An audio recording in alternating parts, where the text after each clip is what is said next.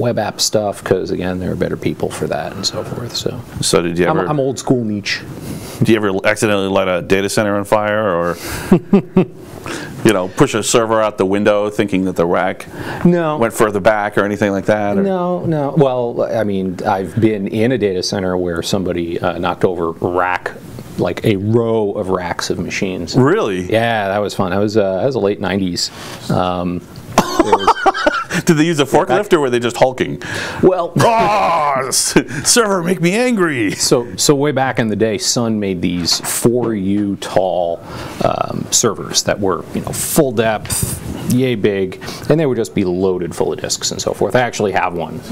Really? Yeah, it's called a Thumper. It's got like 44 disks in there. Is it a souvenir, or you just can't move it from wherever it fell? No, it has 44 like hard drives you can put in there. Nice. 1 terabyte each. That's a lot. That's a lot of disk. They're up to 14. 44.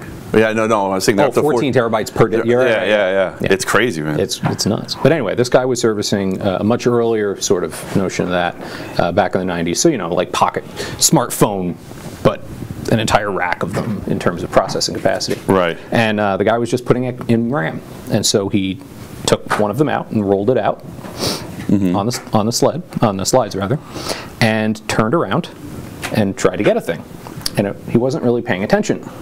He'd unscrewed all of them. So what happened was when the rack started to lean a little bit, it did the toolbox thing. Thunk, where they show the baby being crushed by the toolbox. And so each machine in succession slid itself out, which completely changed the center of mass, and it pulled that rack.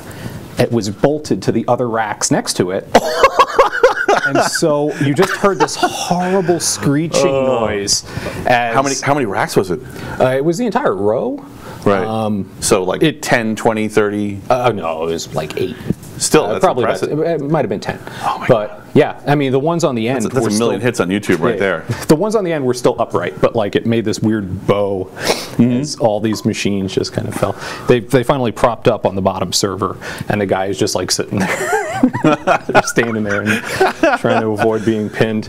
Yeah, at least he didn't try to catch it. I know a guy who got hurt. Yeah, working in a shop, and like something fell. And I do it too. It's so crazy. It's an instinct, yeah. Right? You're just like, oh, this thing's falling. Let me stop it from breaking. Be protected. And guess what breaks? You. Yeah. Exactly. Yeah. You figure you're invincible, not the $1,000 piece of equipment or whatever. But that was entertaining. I just kind of wander out. I was like, "You okay?" Like, all my gear is 2 racks. Well, if you still hear screams, there's hope. When they go quiet, that's when you have a problem. That's when you got to worry, right?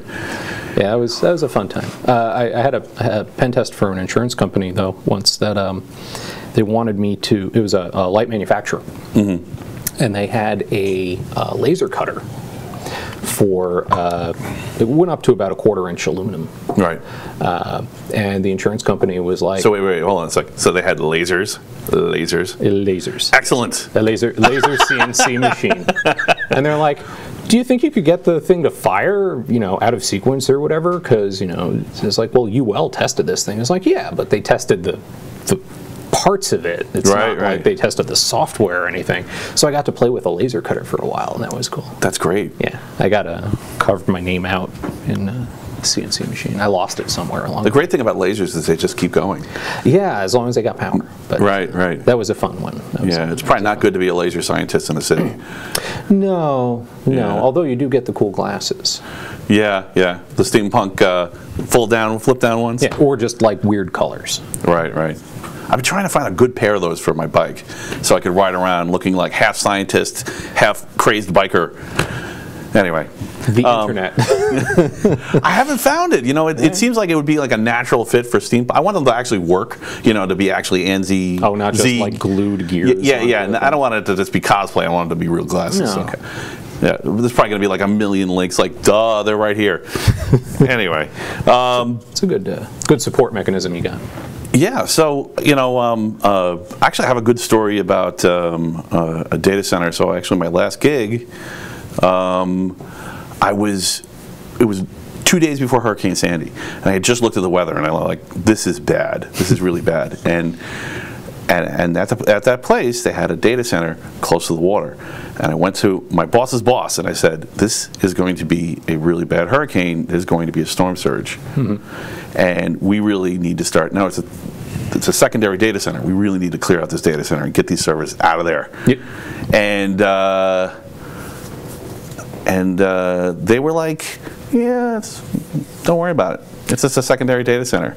Needless to say, 2 days later, after I walked the bridge to get into the city, they were now pulling the servers out of the data center that had water up to the removable panels on the floor. Oh, good. Yeah. So. Oh, good. I was right. I called it, man. I mean, so what do you do in that situation when you're in, like, you're working, doing pen testing, someone's hired you to find a potential flaw, but it sounds like Chicken Little, and they're like, I can't believe this is going to really be a problem for us. It depends on the gig. It depends on the customer. A lot of times, if it's the sort of person who really wants to know if there are issues, right, they're going to take what you have to report very seriously. And there's a level of trust. Like, there are a lot of companies that'll go out there and they'll give you like the output of some automated scanner that'll tell you, oh, you're using SSL or TLS v1, and TLS v12 is like the new standard, or like, oh, your RSA keys are only 2048-bit when they really should be 4096, and that's the Chicken Little bullshit. Right. And it's just, no, guys, don't waste my time with that stuff. I try not to do that.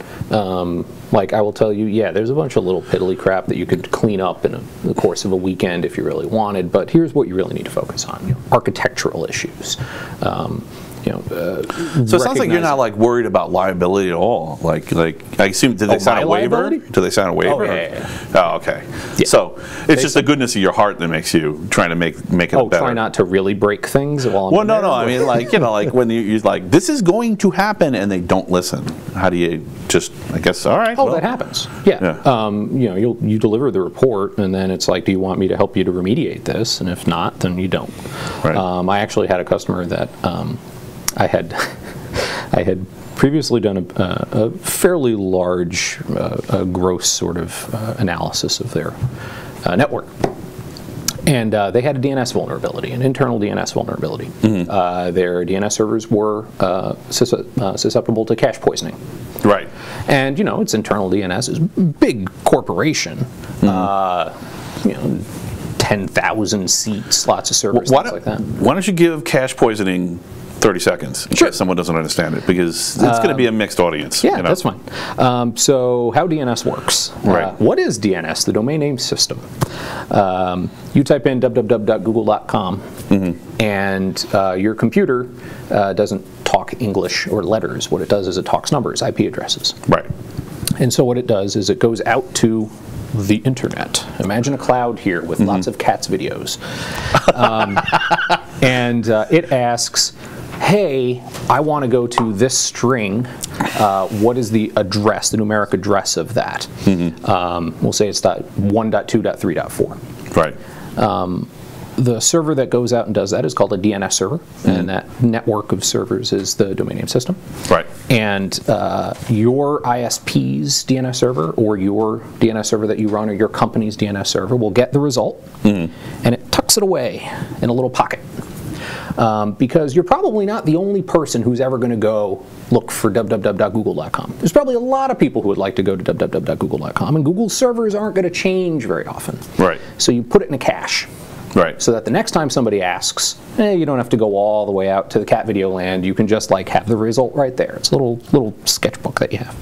Cache poisoning is telling the DNS server a result that it didn't ask for, so it puts it in its little crib sheet without having gone out there. So instead of being that, awesome explanation. Keep going. So instead of that number being 1.2.3.4, right, you make it 5.6.7.8. So anybody that uses that DNS server is going to get the wrong address, right, or the poisoned address. So anyway, this company had DNS servers internally that were susceptible to cache poisoning, and I put it in my report, and it was fine. And about 4 or 5 weeks later, I get a call in the middle of the night because I had a good rapport with them, and they're like, "Listen, we've got a problem." And we think it's name server related. Do you think it might be this poisoning thing you were talking about? I'm like, what? it's 2 a.m. Like, I guess they didn't have voiceover. my contract, yeah. Like, Good thing, right? like this contract was paid and like a month old now. The power of procrastination. Yeah. Yeah. Anyway. And so it's like, can you help us walk through it? I'm like, yeah, sure, whatever. And so I go in there. Like they sent a cab to go and get me and bring me back to the facility. And I get in there, and the longer version of the story is short. What happened was they had acquired a new company, and this was the first night that the two networks were together. And they had two computers that had the same name. And so this part of the company wanted to connect to this computer, but they were instead connecting to the other one. And then this part of the company was trying to connect to the wrong computer. And so it was all screwed up. And so it almost sounds like a split brain. Yeah. Yeah. Okay. It was a namespace collision. So it wasn't a problem with the cache poisoning. But when I turn and I go, so you guys didn't fix that, right? They're like, no. I'm like, hang on, I can fix this. I remember. Okay. And intentionally deployed the correct information, poisoning all of the caches. So your delivery method. My delivery method was cache poisoning. Yes. That they didn't bother to fix. Exactly. Procrastination. I took advantage. I took advantage of the flaw to actually deliver the correct information more quickly than doing it the right way. Right. And then I'm like, one of them said, "Like, well, I'm sure I'm glad we didn't fix that, huh?" Yeah. And I just want to smack him upside the head. It's like, I shouldn't be able to do this. I'm clever and brilliant. No, you're a pointy-haired boss. I'm sorry. So that was an entertaining. Maybe somewhere in between. Maybe there's got to be something to the pointy-haired boss who keeps winning, right? They keep winning. Shooting from the hip sometimes does work. Well, the thing with the Peter principle is right up until that last promotion, you're doing really well. Right, yeah. I love Lawrence Peter. Great. So, by the way, if you want to promote your company or how people can contact you, or they'll find you. It's all word of mouth. Right. My busy season starts soon. It's the spring, so all the golf courses open. And then everybody talks about stuff on the golf course, and I'll get calls. It's weird. It took me years to realize that, because I used to try to go away for the summer, and then my winters would be dead. Yeah. Like my busy season wound up being the spring and the summer, and I didn't realize why. It's when all the inquiries came in, and I finally figured it out. Is they're just talking about oh yeah, I got this guy who helped us out at this thing on the golf course, because they're executives, and that's how they talk about stuff. Right. So. I'm a very bad golfer, too. Right. So my son plays golf. He's pretty good. Nice. And I'm excited for him for being able to use it for corporate espionage purposes. or at least being able to climb up the corporate ladder until he's reached his level of incompetence. Because, right. There you go. Yeah. He might be watching right now. So he's taking notes. He's a big gamer. So I haven't really got him into he's got the knack, but he's just not. He's not into it yet. It's really weird. I thought, we went and we did a show for Lilug where we were showing off Raspberry Pis. It was for Slime, the Slime conference. Okay. And Slime's this Nassau County thing where they're trying to get people interested in STEM. That's a whole other rant about how. When did we come up with all of these acronyms? The STEM stuff is kind of crazy because I think that I feel like they're sacrificing kids in school for the sake of all the kids out there everywhere not getting 4 square meals of education. So they're throwing everyone under the bus just trying to find 5 more computer science students. I think that's almost how I see the core curriculum, and STEM is like the PR branch of that. And I'm not saying that people should go into science, and it's awesome, and I want that to happen, but I'm bummed out because I feel like not everybody can be a computer geek. Everyone can't do it. So throwing money behind a particular set of classes and courses and so forth, that's the STEM fields, the science, technology, engineering, and math. There's a competitive advantage. Yeah. in terms of the world market, because as we're getting more and more globalized, particularly in terms of things that are easy to do remotely, programming and computer science and engineering and so forth. We need to remain competitive, but it's really gotten to a point in the world where being a part of any field, you're going to benefit knowing how to program. Well, yeah. How to like really use a computer, even if you're not into an engineering discipline, even if you're not going into technology. Being able to program a computer greatly improves your life. Like, I have friends who get a lot of email, and they use Gmail. And you show them how to use filters and labels and tags and things like that. And just within the concept of Gmail and how to filter and shuffle around your messages is very powerful for them. Right. But is also very difficult because they haven't quite learned how to think like a machine. Right. Well, see, this think procedurally and think process-wise and think in algorithms. People can't do that, man. Yeah, but that's where I think all of the STEM stuff is getting, putting the cart ahead of the horse. Right. Like if we had a much better sort of education around just learning how to think algorithmically, learning how to think procedurally, learning how to think mechanically, so that we can interface with these machines better, you'd be in a better place. And then you can start doing the STEM stuff and really get rich. I'm totally not against that. Everybody wants that, right? But I just don't know if it's realistic. I mean, I've just having sat with, you know me, I've worked in a lot of scientific institutions with top scientists. Usually, the bulk of it was genetics, but not all of it was. Yep. And some was physicists. And they just, it's not an intelligence thing. These people have IQs that these people have phenomenal IQs, and they're battle tested. They've discovered something new, and they just don't get it. I could sit there and explain it till I'm blue in the face. Is it an age thing? I mean, I guess that's what the thinking behind core and STEM is, but I don't know if I buy it, because it's a way of thinking, right? And I think that's where our educational system. That's the knack, right? Yeah. Well, just to step away again, like what the educational system should be doing is teaching you how to think, not necessarily what to think, right? Or these are the subjects you should be interested in. Like, this is the process by which you can arrive at truth. This is the process by which you can solve problems. This is the process by which you can conduct research and draw conclusions and so forth. And there's no course for that, right? Like, there's no specific class that teaches you how to do research. There's no specific class that teaches you how to arrange data, or not necessarily even go into a statistical analysis or anything, but just like, how do you collect data? What are data? What is it that you can do with this? What is good data? What's bad data? How do you throw stuff away? I mean, unless you're in hard math. Well, some of that is learned, yeah. Some of that is learned. Some of that's learned. But even just procedurally.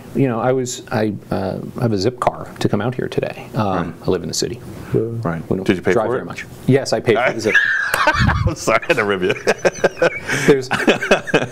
It's summon car. Well, I mean, we're going to get to that point. Yeah. But they their system in terms of how the cards work and the prox cards. It's interesting, and it's a good time. Come back to that. Yeah, we'll come back. The subway, the zip car, Metro card is another fun one. Okay, zip car evil. Go on. Yeah, zip car evil. Little note. But I was driving out, and there was a Subaru that had lane detection and like staying in your lane, little nudges on the steering wheel, and then obstacle avoidance and collision prevention for lane following. So I had the cruise control on, and it's got this little control for how close do you want to get to the car in front of you. And I'm like, what the hell is going on here? And it would get to a certain point, and then it would start to slow down, and eventually it would brake. And I'm thinking like, ooh, how does this work? Right. That's interesting. And I start thinking about, okay, well, it's probably some sort of radar system or lidar system or some kind of thing that there is a sensor in the front of the vehicle that is measuring, perhaps grossly, perhaps finely, the distance between me and the things in front of the vehicle. Right. Well, how is this going to behave if somebody comes into my lane? Right. And those are the kinds of thoughts that I certainly have, because I have a sort of engineering mindset and I like to think about how things work. Right. But if you're... you know what it means? It means you're really boring. It means I'm a horribly boring You're person. a bore. You're terrible parties. Nobody wants to talk to you. But the consequence of something like that is if you don't understand how the system works, you can be surprised by it. Right. So when somebody comes into the lane about halfway and then sort of like makes their way back out, what's the car going to do? Right. If you don't expect that, oh, okay, well, one of the sensors says one thing, the other sensor says the other thing, what's the conflict? Coming from that engineering mindset, you're less likely to be surprised. You can accommodate that. You're accommodating the machine. If you don't know how it works, you're going to be like, oh crap, why did this thing just suddenly slam on the brakes? Right, right. You're going to overreact. You're basically going to have two chefs making the stew, and it's going to be terrible. What was your first experience with anti-lock brakes? Anti-lock brakes. So I hated them for years. Yeah. So, I mean, like the very first time you were in a vehicle with anti-lock brakes and you hit that pedal. Oh, of course. And it goes. I pumped the brakes. Right. Right. And you're like, I see your point. Whoa! What just happened? Yeah. If you're, I don't want to tout myself as a great engineering mindset, but I recognize how I think. Right. The first time I encountered anti-lock brakes. Well, hold on a second. That's really weird. Just want to pause. That's awesome. And like a lot of people don't do that. A lot of people don't recognize how they think. Continue. Yeah. Yeah. The very first time I encountered anti-lock brakes, it's like, holy crap! What just happened? Oh, it's just pumping the brakes really fast. That makes sense. What are the traction implications and so forth? Yeah, you can get too far in your head and not think about that. But the next time I was A, less surprised, B, understood how it worked, and how it's not exactly perfect. Right. There are conditions where pumping your brakes really fast is not that great an idea. I had an interesting story about that too, where I was first car with anti-lock brakes. First time they came into action, I went into action at the same time because I was an experienced enough driver at that point that I knew, okay, slippery, I got to pump the brakes. Yep. So they're going, and I'm going, and you're fighting it, and I'm fighting it, and it actually made it less effective, and I made the car a little bit harder than a normal car with me pumping the brakes would have been to control. Yep. So it almost got me in a wreck. Yep. Right? Yeah. Exactly. Which is exactly your point. Exactly. Yeah. If just having that sort of mentality for understanding the things that you use in your daily life, you can really leverage and get power out of them as opposed to being sort of manipulated by them and controlled by them. Now I've got you. Now I can ask you the hard question. Ooh. So where does it come from? Where does what come from? That's that thought process, the engineering thought process. The sort of engineering thought process. I think it starts with curiosity. Yeah. I think it starts with a methodical approach to discovering your environment. Right. It's not natural to everybody, I don't think. Right. See, this is what I'm saying. Yeah. So this is what's the problem with that. That I don't want to pick on STEM because STEM's fine. STEM's just a PR strategy. The real problem is the Common Core strategy of because I see my kids coming home. My kids succeed because they both have the knack, in this environment. But I see other kids struggling. They just don't. They're having trouble wrapping their. I see what they're doing. They're trying to make you look at every problem 6 different ways, right? So instead of just that funny line that was actually in the ad, so you might have seen it from The Incredibles, where Mr. Incredible's like math is math, math is math, right? They're breaking that, and they're trying to get you to look at it from a bunch of different ways. And for someone who has that engineering mindset, on the assumption that you're born with it, you approach it that way, and you go, okay, I see what they're doing. I understand the concept better than I ever did because they presented it to me this way. But for every kid that's like that, there's another kid that's like, there's too much information, I can't handle it, and their brain melts. I think it can be learned. Okay, interesting. I think it can be learned. Look, I don't know, but I'm not sure I agree. I don't know either, in all honesty. I'm not a cognitive scientist or a psychologist. Anyone knows. I doubt anyone knows anything. It's like we're deploying the IT strategy in the education system, like fire, ready, aim.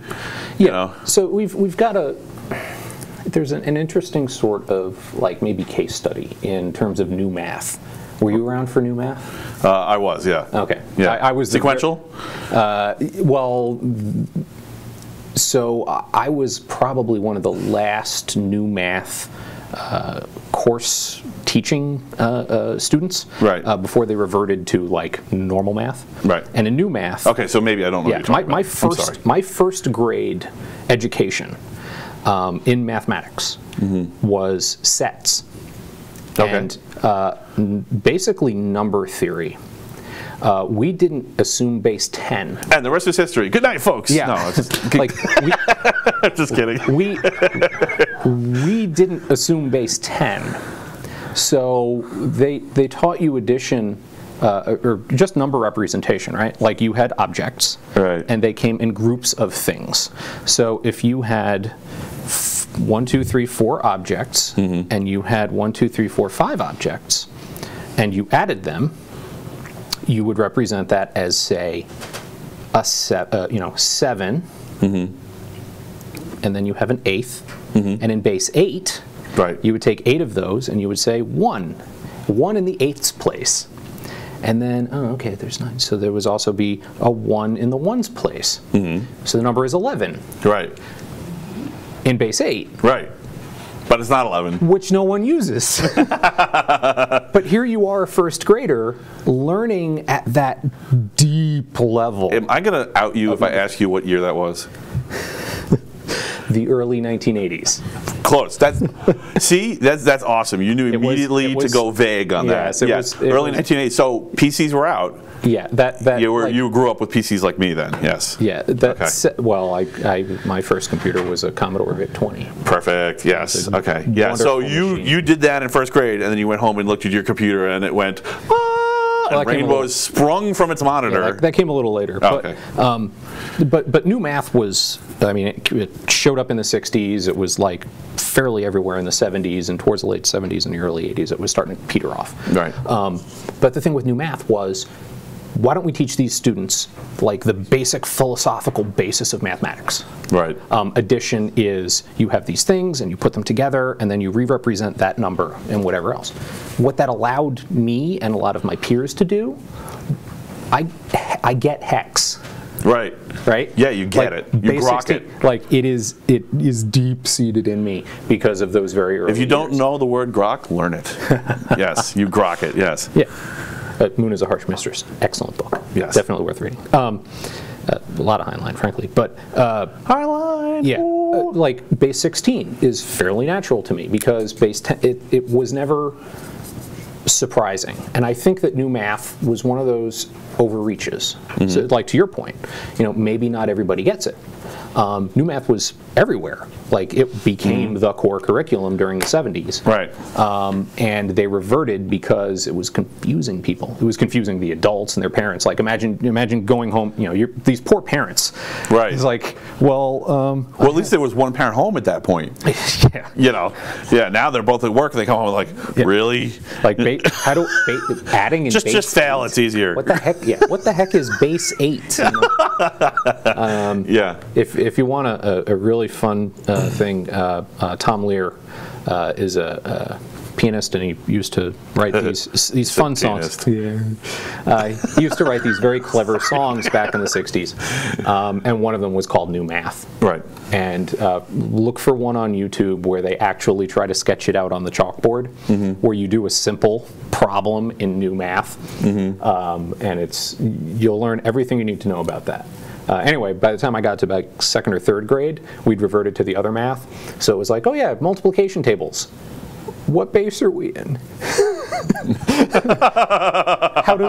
Okay, so I have to compute.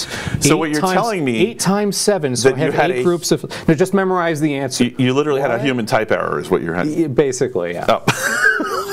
I'm having a type error. I don't know what to. This student is very strange. I don't know what they're talking about. But I don't. But but the basic point is that I'm not sure that it's completely an innate thing, or if it can be learned, or if there's some combination thereof. What I do know is that we're not teaching that stuff anymore. We're not teaching how to think as a real direct sort of goal within education. Right. And that probably should change. Yeah, I mean, so the focus in schools. I don't know how did we get into schools? This is really strange. Anyway, it just kind of flowed there.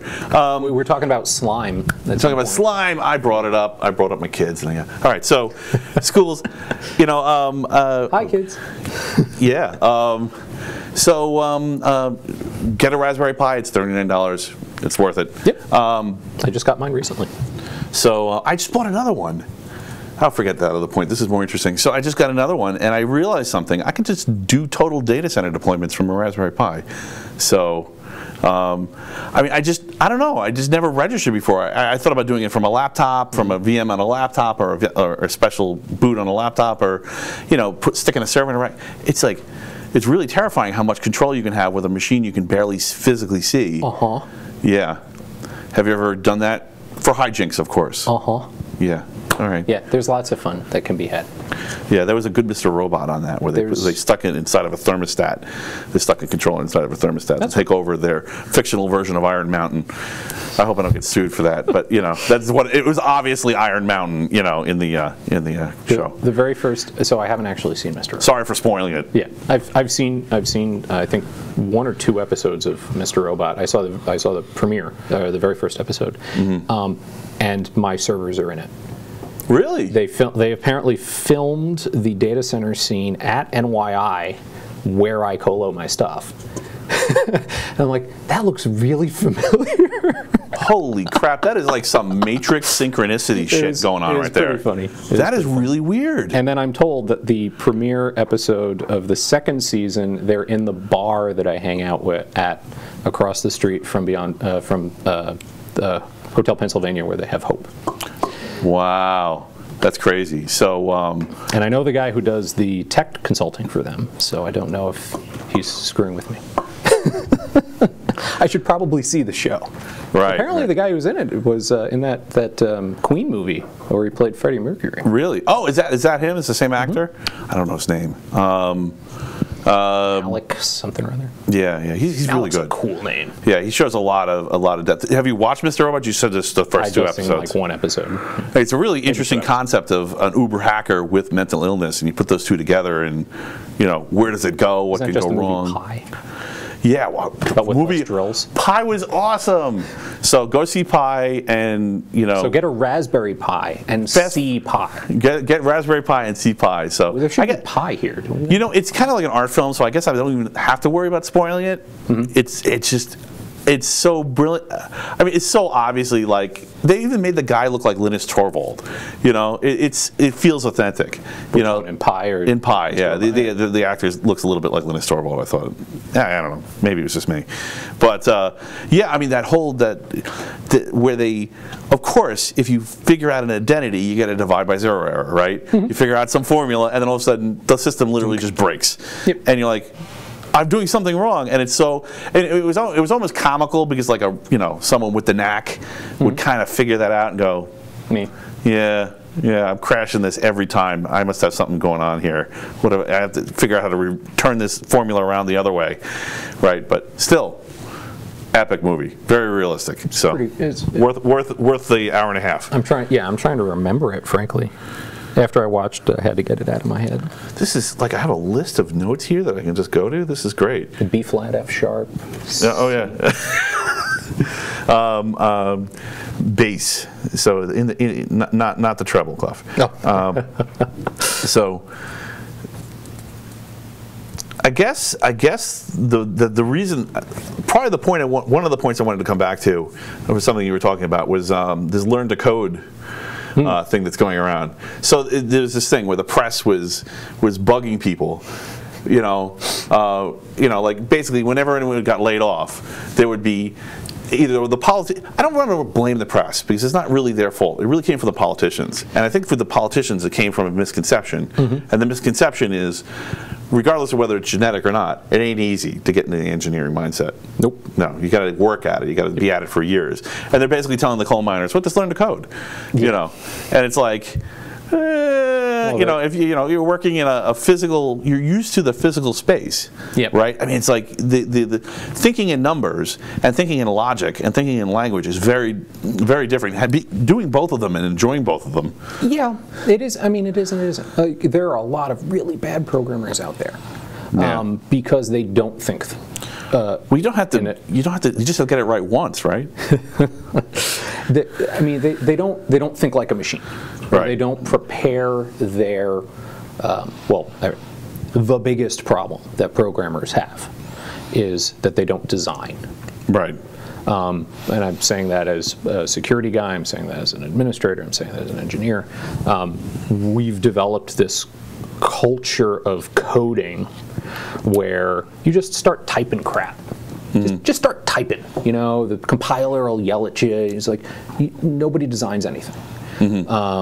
And the entire ecosystem is built around not designing, not structuring, not architecting, not even having an idea of what it is that you're trying to build. Like, could you imagine an artist doing that? You know, you got a sculptor, he's got a big lump of marble. You know what it screams of? It screams of learning your craft on the job. Yeah. Exactly. And it's a big problem, to say the least. And that's why you have these. Well, what should we do about it? I mean, again, teach people how to think. Teach people how to approach problems in a methodical way that you can have measured success.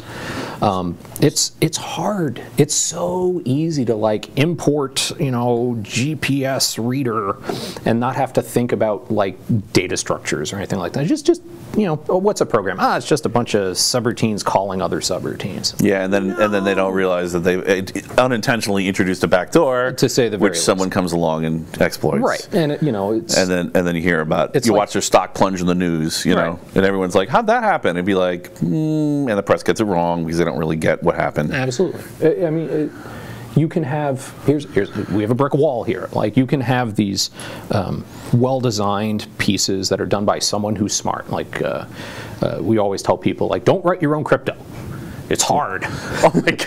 You know, don't write your own crypto. It's super hard. And I agree with that. I always thought of security as hard. So crypto's like the next order of magnitude harder because now it's security for money or at least currency. Or for anything. Yeah. Right. Crypto is hard because there's a lot of things you have to think about at the machine level because you have to avoid side channel attacks and things like that. The math is hard because you do a lot of math in crypto and so forth. So the idea is, like, you know, leave it to somebody who knows what they're doing. And we have the open SSL issues, but we won't go down that road.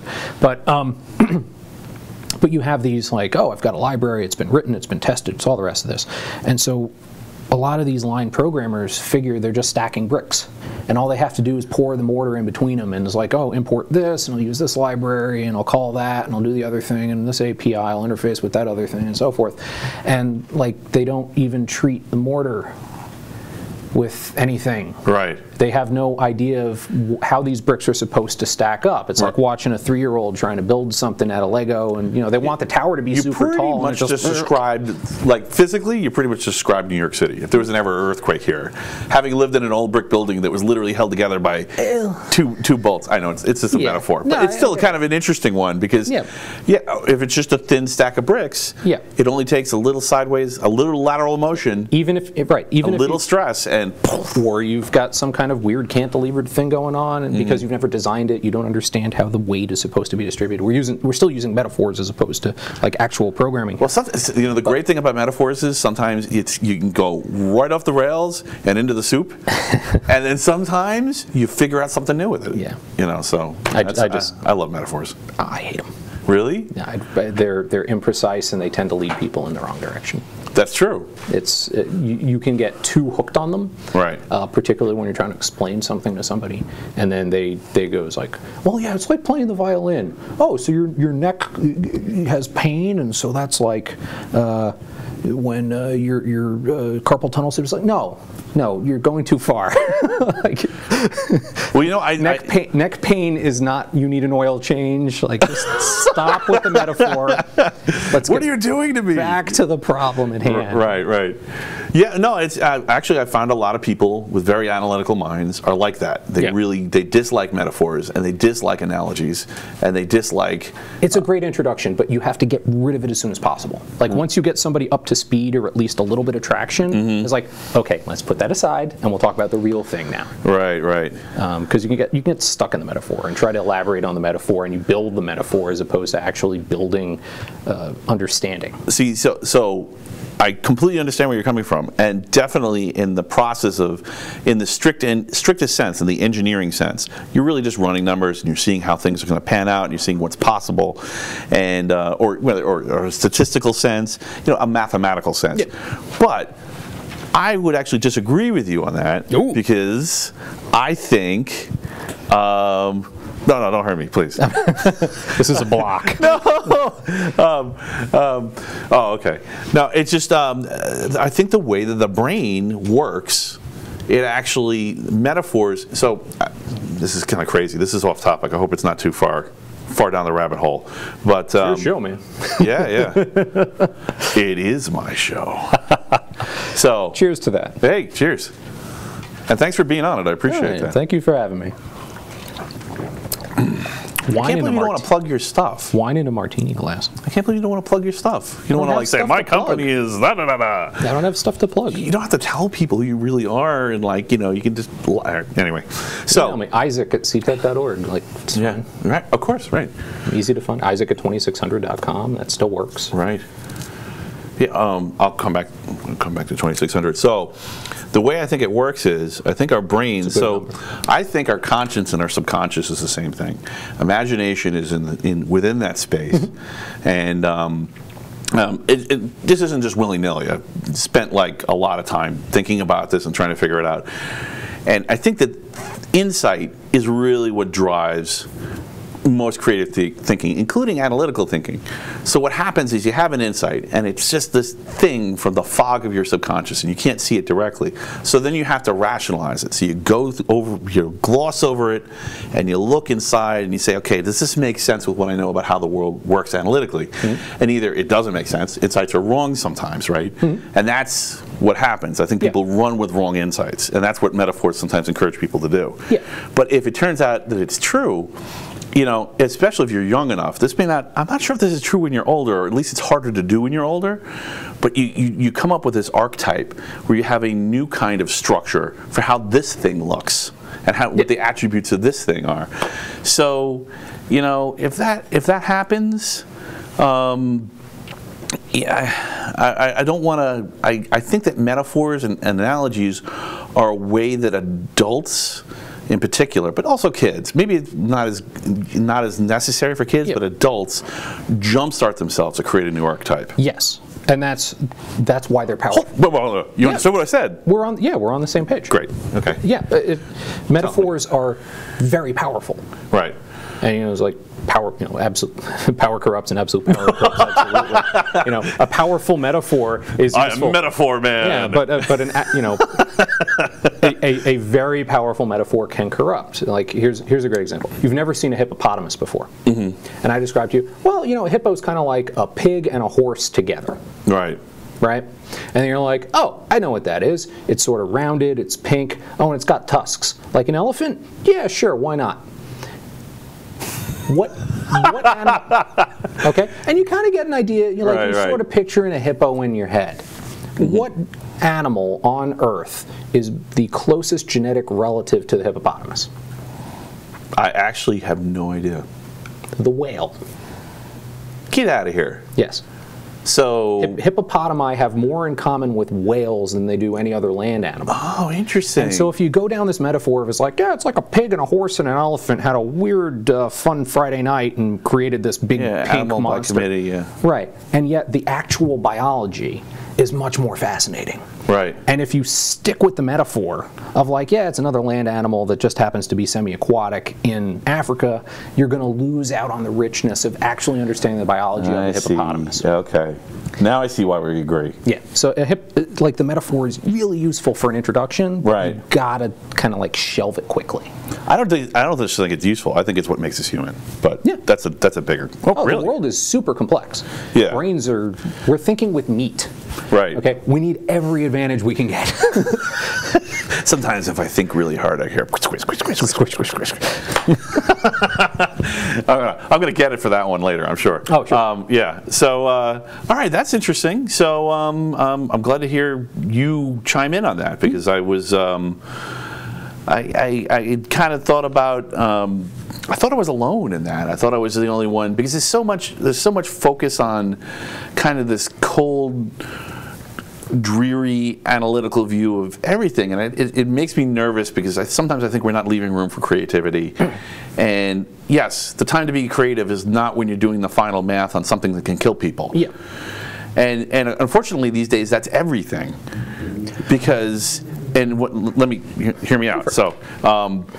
And I'm segueing into something else we were talking about. So, yeah. Do you remember when the Segway changed our world? You're segueing my Segway. That's awesome. You're literally segueing my Segway. Yeah, I mean, the days before the Segway are lost to us. The transportation revolution. I'm sorry, go ahead. Yeah, no, that's great. That's great. That's all right. I welcome sci-fi future ruminations that don't exist yet. That's, I mean, really. But I interrupted you. No, this is our space, man. We need to be in. We need to do that. So, really, the thing that I'm thinking about here. Oh yeah. So CPUs. So the problem is that we're not really building solid state devices anymore, and a lot of people that sentence right there has not entered most people's brains. This is one of the reasons I wanted to do this show, because I'm talking to the geeks in Lilac. So I run a group, the Long Island Linux Users Group, and we meet every month and we talk Linux, and it's great. But these are the guys in the engineering mindset. But then I go and talk to someone else, and they just give me the slack jaw. You know, and part of it, and it's like 20 years ago, it was like we were fighting Microsoft, and we were the scrappy rebels with hope, and now we're in charge. You know, we're completely in charge of anything. Think that? Well, everyone else thinks they're in charge. Okay. I'm actually not. I've got a few complaints to bring to you. And oh no, I didn't think of it that. I thought you just get grapes and get fanned and everything, and you're a king. And So, so the real problem is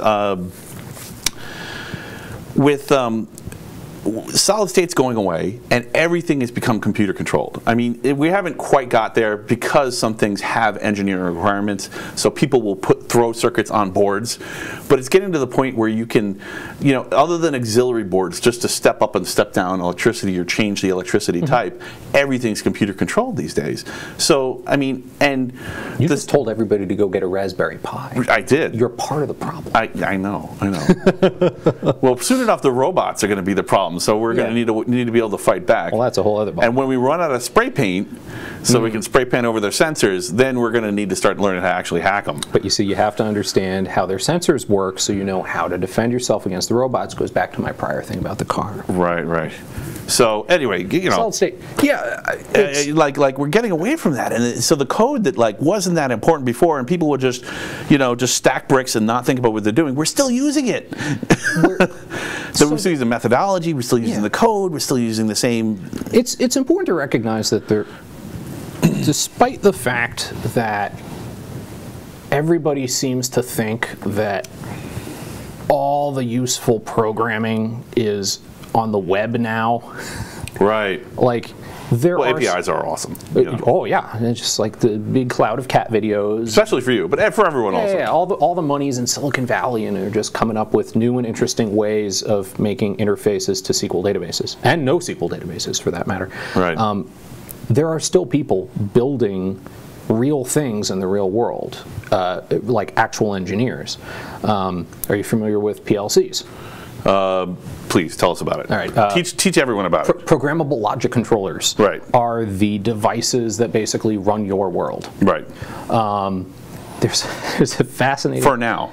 For now. Yeah. Well, so if you understand how PLCs work... Yeah, I know. It's kind of amusing. Programmable logic controllers are sort of showed up in the 80s during the microprocessor revolution. Just like you said, everything's going to be a microprocessor and the whole 9 yards. But what they actually do is simulate programmable logic which was a series of switches, logical switches, Right. in cascades. Right. Which is technology that dates back to like the 20s and 30s for doing signaling on railroads. What the PLCs in the 80s did was just simulate that. It's the same tech we're using today in 2019. So you have, like, it hasn't changed. The brick wall. Yeah. Your S7 controller is still basically a tiny little microprocessor, but when you program it, you are building these cascading logic gates as though it was a railroad yard in the 1930s, Right, 1920s. Well, all roads are the size of two horses' butts, so look that one up. That's good. Yeah, the SRB is the width of missiles are the Roman chariot. missile sizes based on Roman chariots. Yes. But if you don't know how to do that, there's no amount of JavaScript and Ruby on Rails and whatever the latest crazy ass, like, what is it, Haskell now, or everybody's talking about. All these crazy languages that keep reinventing the same thing over and over, like, you don't use those to actually build the interfaces that go into our real world. Right. There are still very competent engineers who still have to do that. Embedded systems, we're starting to see more generic, like Python, the Raspberry Pi. That's general I/O pins and the whole 9 yards, and you're starting to get sensors, and you're starting to get, like, motor control and things like that. But you're not going to run a nuclear power plant off of that. Right. You're not going to run a washing machine off of that. So far. You're not going to run a dishwasher off of that. You're not going to run a refrigerator off of that unless it's one of those super smart refrigerators which has a TV built into it. So I agree and I don't. Okay. I want to say something about this, and then I'll let you keep going off on it. Which is, and I hope you don't lose your point, but the... I am so dull, I've never had a problem. You're very sharp. So that's why, you know what? I couldn't interrupt someone else like I can interrupt you, because I know you'll come right back to it. So I think that gives us a false sense of security, because I wasn't pointing at the wine, but that's a great idea. So I think that gives us a false sense of security, because there's the opportunity for chaos with lots of little things. And a lot of people are like, oh, it's good. Well, I'm so afraid of the toaster army, But, I mean, if you haven't seen Fast and the Furious 7, go see Fast and the Furious 7. That's real. Okay. All right. No, you haven't seen it? I have not seen a single Fast or Furious I wish movie. I had a screen I could bring it up on right now, because it's just one scene. It's spectacular. So there's this over-the-top hacker who's, by the way, stunningly beautiful. I'm not saying the hackers can't be stunningly beautiful, but she's a little too made up to be I don't know how. Let me see how I can put this. If you're about to launch a anti-superpower attack against a country, maybe you don't want to spend an hour and a half on your makeup that day. Just that day. You can choose whatever path you want. We're politically correct, so I got to be careful here. You can choose whatever path you want, but I know it's a movie, but it was a little over the top. It's how a dressed Fast up and the she Furious was. movie. Thank you, you bailed me out. All right, anyway. So a little over the top is their bread and butter. She's this crazy hacker, and she controls an army of vehicles. Sorry, I should just put a movie spoiler disclaimer on the website so people know. Just don't turn it on. If you want to watch any movies ever again and enjoy them. If you're interested in media. If you're interested in media. Pop culture is really powerful because everybody shares it, right? So I can use an analogy here. That's where your metaphors get crazy again, because people seem to think the real world works like it does in movies. But neither here nor there. And it usually doesn't, but this time it was right. Okay. The only thing they did wrong is that they had the Crown Vic in the army of cars, which does not have a CAN bus. It's not going to have a CAN, no. Right, but all the other cars they were right. They have CAN buses, and it is totally realistic for someone to control an army. She took over Manhattan, isolated a Soviet limo, and controlled the nuclear football, and stole it. And this could happen. And people going back to the point that I was originally saying, is people are worried about the the nuclear failure, the nuclear plant failure, because of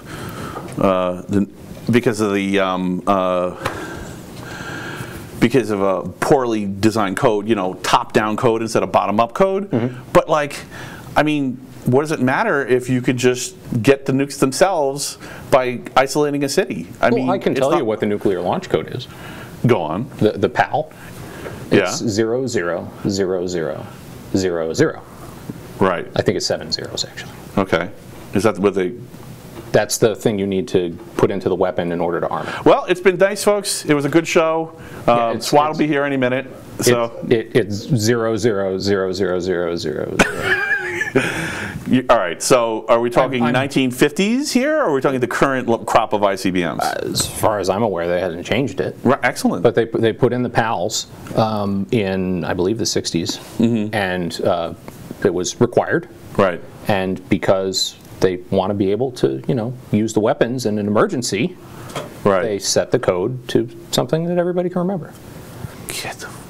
I just watched Doctor Strangelove, so this is like right up there. Seriously, look this up. Like that is the code. Right. Well, now that's not the actual. That is not the authentication mechanism where like the president, they crack open the pin and all the rest of it.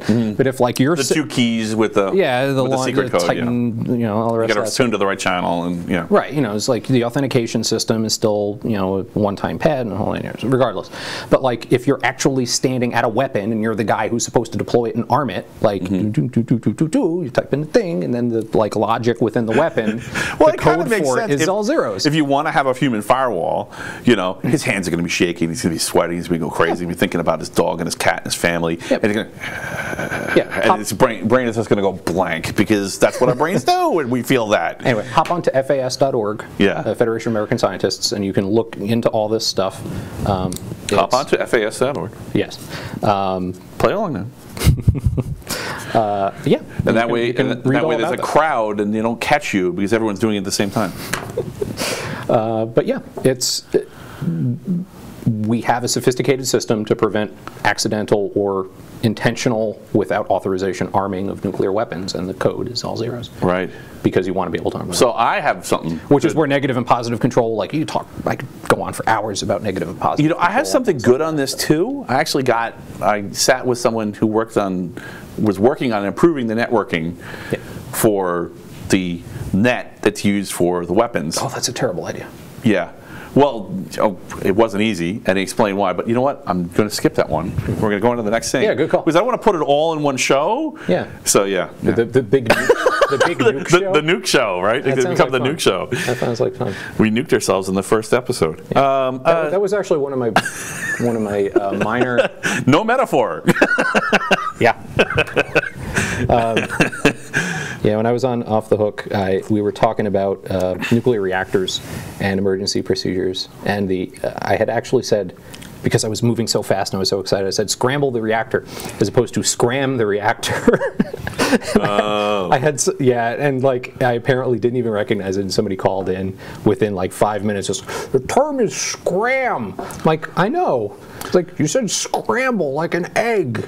Like, yeah, you know what? That's why I welcome comments, and I'll probably read them until we actually get popular, right? But after, right? Because I just I don't want to let the entire troll kingdom storm the gates and completely distract us. We make errors from time to time. Yeah. Even unintentional. Like, I know the right term. Do you know it's an acronym? What? Scram? Scram? No. I forget the entire acronym, but the AM is Axeman. Because why? So the very first piles, the Axeman. It sounds like a heavy metal song. So the very first reactor piles, the control rods were hoisted by ropes. And so if there was an emergency, you had to cut the ropes. And so the scram procedure was literally, there was an axe, and you would hack at the ropes to cut them so that the rods would fall. Oh, that's crazy. Yeah. So hopefully they had the sense. So this is an old reactor. Is this the Type 1 ones, like the GE kind of style plants? Oh, pressurized water? No, this is like way back, like 1940s, 50s. They're trying to experiment with. They're using frickin' ropes. Right, yeah. Oh, okay, so this is like the Marie Curie days where they didn't even know it was killing them. Like Chicago pile stuff, sort of. Yeah, okay. Like that level of very early days. Like hand-built or hand-carved graphite. What's this growth on my arm? That's so strange. Why would that happen? Oh, they understood radiation. Oh, okay. It was the early days. Well, I don't know. Did they really? I mean, like, I'm so. It's crazy. This is like just wow. Is this fun or what? I love this constant stream of segues. Yeah. So I just it drives me crazy. Do you remember back before the Segway transformed transportation? Oh no, the Segway is going to become a shtick. Don't you remember? I mean, all the news articles were out there about how like we would have to remake cities. Yeah. That within a matter of years, cities would be completely different. We'd have like priority Segway lanes, walking. Walking would become a thing of the past. And today, as we don't walk down sidewalks, I know. I took my Segway in. Well, that's how I knew you were Neo-Luddite, because you didn't come in a Segway. Yes, I left my Segway. I have a coal-burning Segway. We're the only two uncool people. Yeah. Yeah. We live in everyone else is way cooler. We live in a Segway future. Us, everyone else, and the mole cops. Yeah. It's an army of blarts out there saying, "Hey, man, don't diss my Segway." Yeah, I just remember. I may be the only person who remembers the hype around the Segway. Right. No, I remember. I was just. All you have to do is say, "Do you remember the days before the Segway changed our lives?" Everyone's like, "Oh yeah, I remember that." It seems like every year the internet's around, I spend more time going, "What?" Yeah. And a lot of people are arguing that society is getting worse. So there's two ways you can look at this. One is that there's an infinity of ways to look at something, I assure you. I'm totally Hegeliating you right now. So no, you're right. If anybody tries to offer to you a binary choice, demand a third one. So well done, sir. But there's two ways I can bring up to look at this, which is one is it's become this terrible feedback loop where people are just bringing out the worst in each other, and the internet is making the world a worse place, and that's why we're seeing so much craziness on it. And I agree. Don't worry. But that's when you say it out loud, it sounds crazy, but I think a lot of people implicitly assume that, because a lot of people are like, it's so much worse than it used to be. And a lot of parents, for instance, don't let their kids go outside because they think the world is a worse place. But I don't really think it is. Here's an opposing view, which is really what I think. Put that on the floor. Sorry about that. Anyway, so an opposing view, which is that it really was always this bad. And the thing that makes more sense to me is it was always this bad, and the internet gave us the ability to look at it and say, oh, okay, I never saw this before, but now it's in plain sight. Because it didn't fit in a soundbite on a news program before, and it didn't, it was on page 53, so even if they wrote an article on it, nobody would read it, and that's assuming anybody even picked it up. Again, the journalism skills aren't always the same as the tech skills, hence why we're in a technocracy, so. It's... What do you think? Why is it that when people say, not even saying it is getting worse, but when people say it seems to be getting worse, are they right or are they wrong, and why? They say worse, but I think what they really mean is confusing or out of control or chaotic.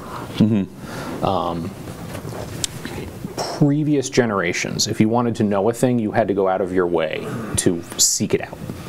There was a cultivated set of knowledge that was readily available, whether it be current events through the mechanism of journalism, whether it would be standard histories as presented in schools, whether it be it's even engineering approaches. Like there's a set way of calculating, different material design sorts of things. Right.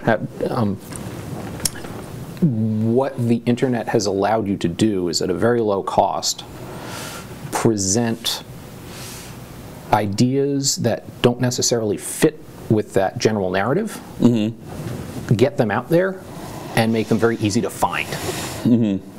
And so it's not that these things were previously hiding or being hidden. There was just no economic value behind broadcasting them. Right. It wasn't It popular. didn't sell. Exactly. You can't sell books with a crazy conspiracy theory. You can't. Wow. Yeah. Keep going. But ideas that were perhaps dismissed 100 years ago stayed dead.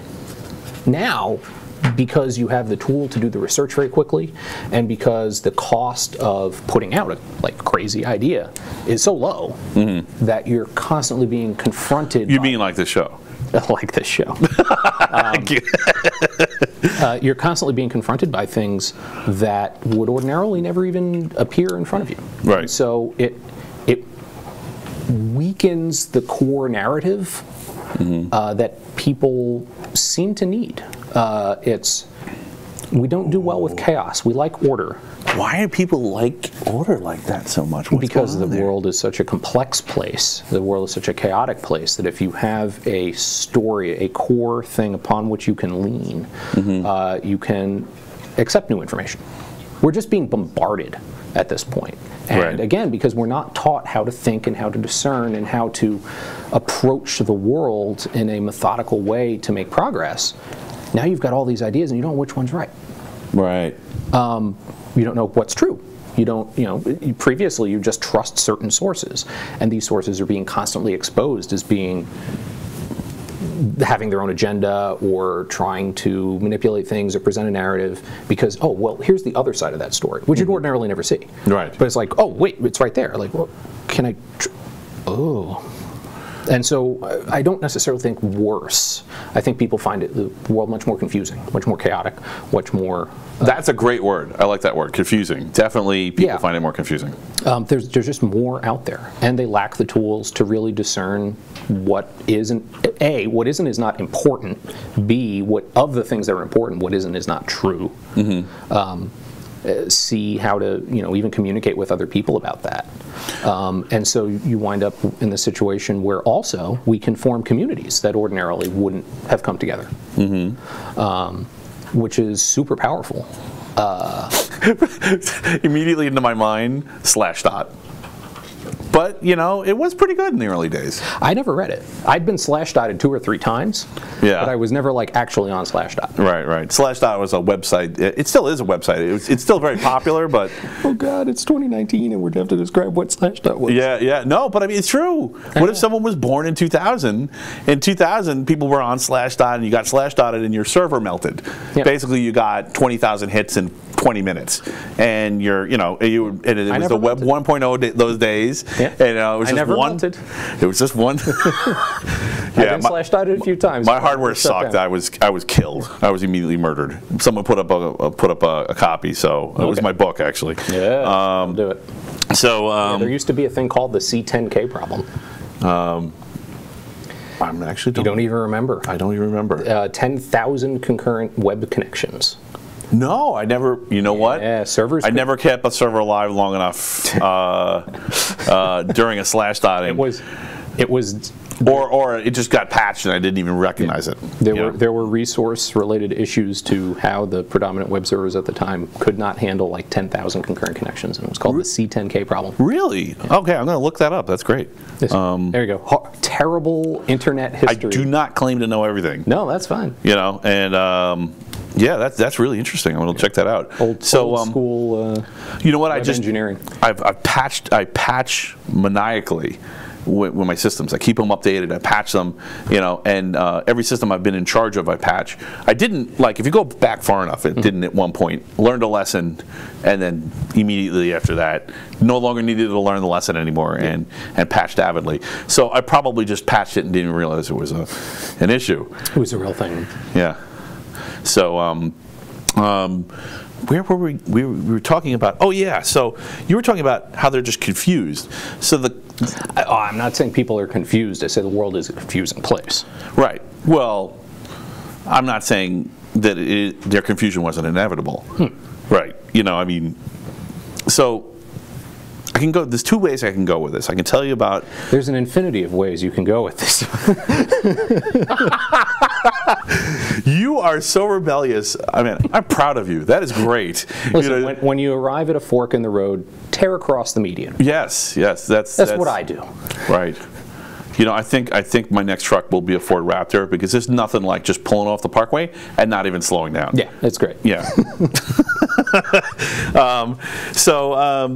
Yeah, so I'm kind of like confused as what this. I can talk about the complexity horizon, which is an idea that I had about. I mean, it's not the idea may not be new, but I think the name is, which is this idea that there's a point at which it's no longer possible. The rate of change in a particular topic is so fast, it's no longer possible to talk about the topic anymore.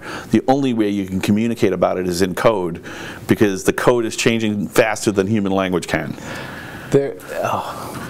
So there's this science fiction novel I read 20 years ago. It's called Tomorrow and Tomorrow. Mm-hmm. And I barely remember it. And in my recollection, it's good. Right. Which always makes me afraid, because I have a feeling if I reread it, like the Smurfs. If I reread it, I'm going to realize it's terrible.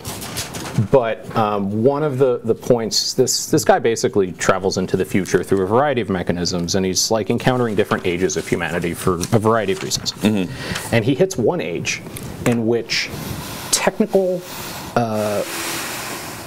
specialties have become they've become so specialized that they literally cannot communicate with one another. Mm-hmm. They just exist in this nexus of jargon. So like your insect biologists have developed effectively their own lexicon and their own language just to talk amongst themselves, because it's gotten so finely detailed that they invent all these new terms that nobody else even bothers to learn. Right. And so everybody kind of speaks common, but when you get two or three people at the same technocracy.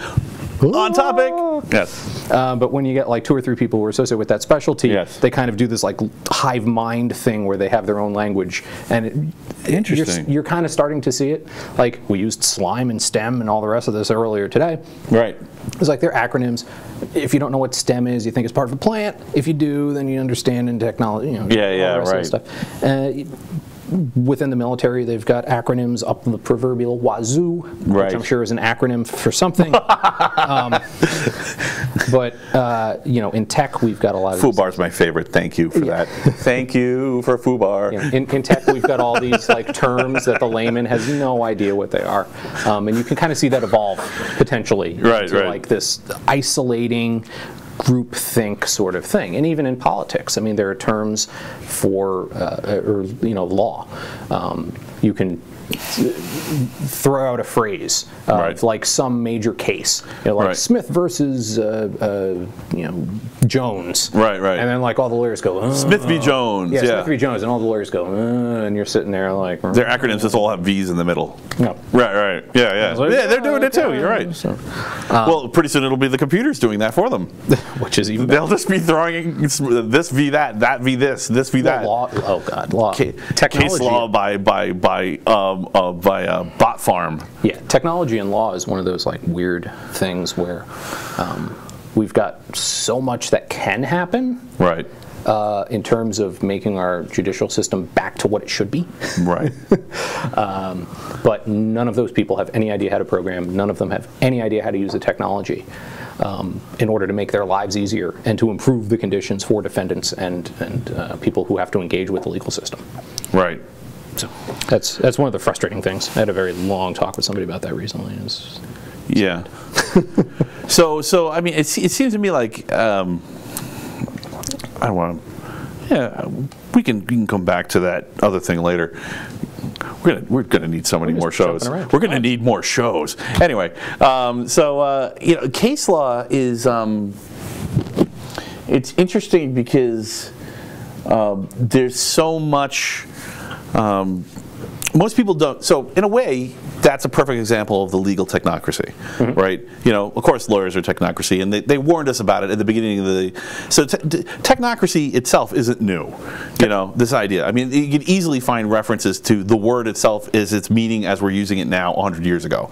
In particular, the one I found was that stockbrokers were using it to talk about financial instruments in the 20s, you know, and saying nobody understands what we're doing, you know, which was probably true at the time. So the quants of the 20s. The quants of the 20s, which is kind of an interesting time to point at, but whatever. Hopefully there's not any precedent there. I wasn't pointing at anything at all. Yeah. Oh, I'd love to come back to your analogy about how to screw a market.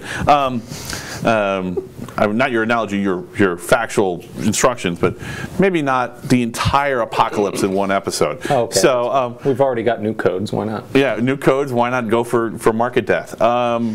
So the case law is the technocratic language of lawyers, and the problem is that it kind of becomes this unwieldy monster where only a handful of people represent it. So it almost becomes a good model for how to deal with the technocracy. Like if you're looking at the confusion created by the confusing state of things, not to pick on anyone and say they're confused. Well, picking on is how people deal with it. Well, right. Well, don't get me started. I've got a great story for that. Okay, go. So I was asked by the New York County Lawyers Association several years ago, probably late 90s, and it was a forum on cryptography and privacy, and it was a panel of 6 people. Right. They had a detective from the NYPD. They had somebody from the Manhattan DA's office specializing in electronic crimes. They had an agent from the FBI, the Electronic Crimes Division at New York field office, and a federal prosecutor, and some guy from the ACLU, and me. And we're all talking before this thing. So you guys are like the Motley Crew.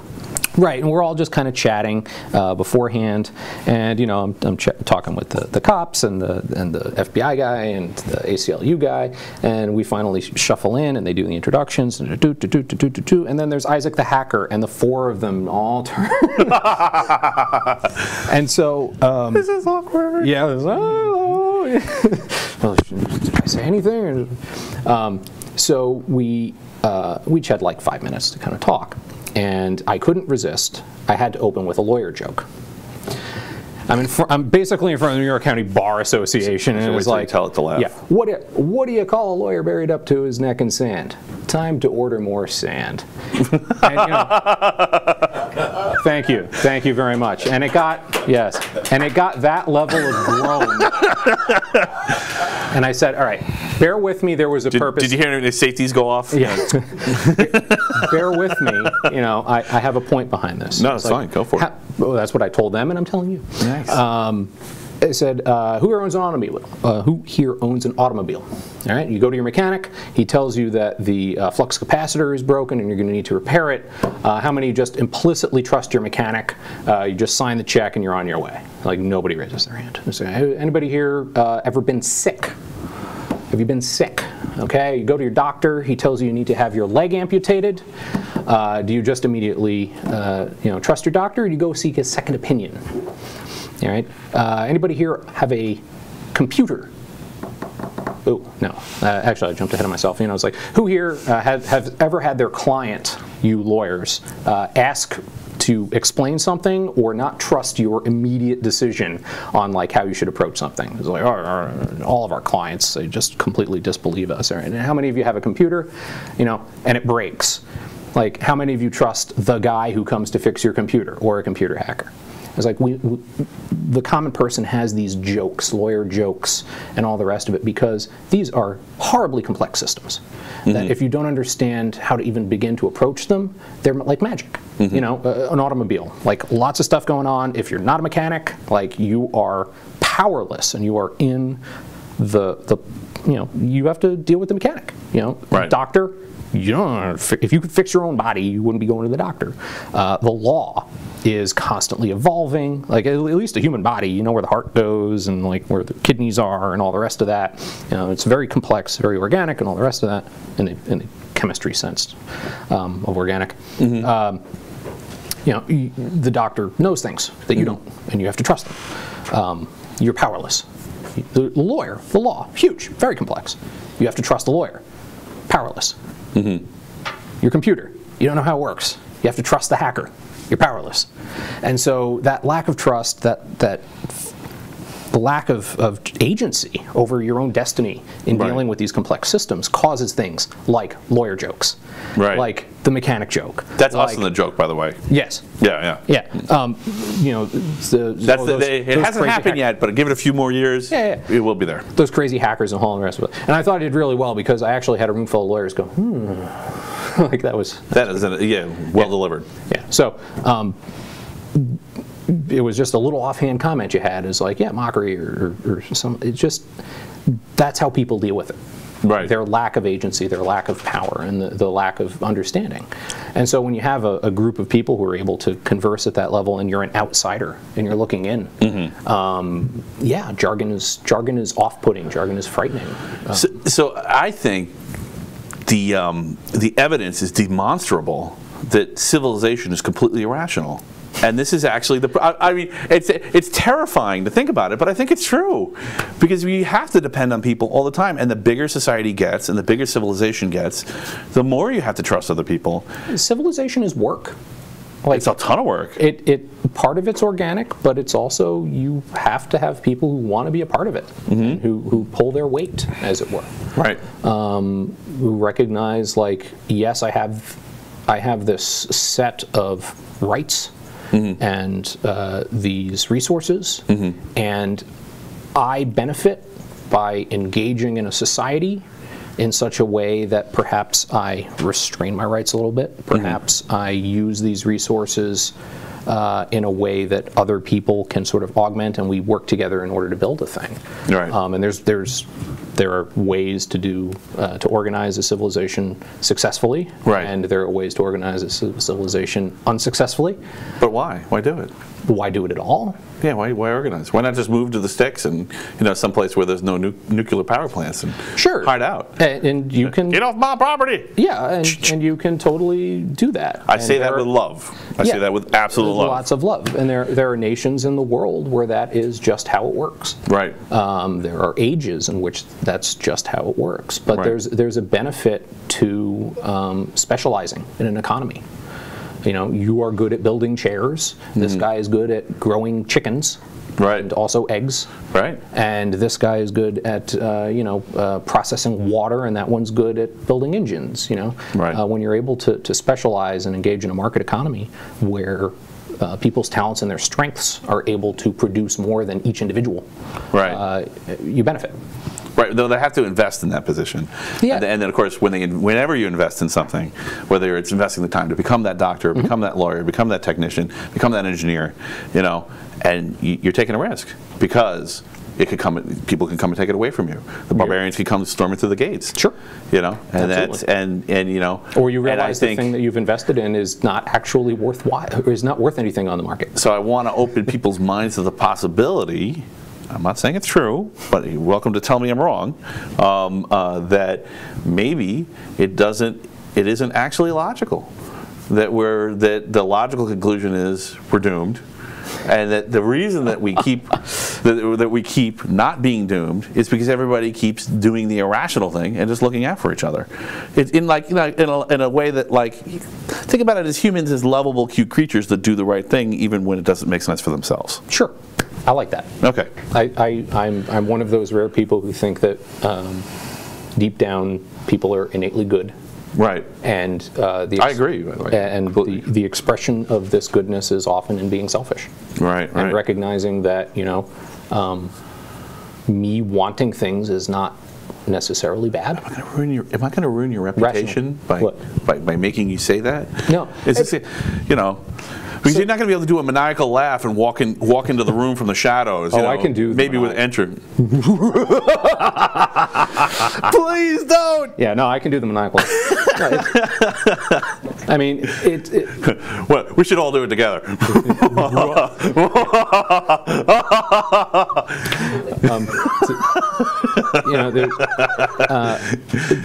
The Buddhist is of the opinion that a desire is the root of all suffering. But I would modify. Far be it from me to correct the Buddha, with 1,000 exceptions, by the way. Yeah. But I think irrational desire is the root of all suffering. Yes. To want a thing for a reason is not a problem, really. Right. If it's obtainable, if you can engage in an exchange with somebody in order to achieve it, because when you trade, both parties are better. Right. Right. When you do that, when you do those trades, and when you come together and you make the environment in which that can happen, you are building cities. You just described reason, by the way, I think. Reason itself. Well, right? This like dives into deep economy. Right. You know, the rational actor, the rational person who's engaging in an economy. But you don't have to be rational. Right. Right. Like you can assign value to things. Clearly not. Yeah, you can assign value to things and have a perfectly operational market economy based on rational desires, meaning I need food, I need water, I need all the rest of it. If there's a market, but I also need sneakers. If there's a market and you're not rational, smack. Well, yeah. Smack. Yeah. Smack. Okay, all right, I'll be rational. The unseen hand, right, will come and figure it out. I spent too much on this. Smack. Yeah. And you know, you need to have that happen.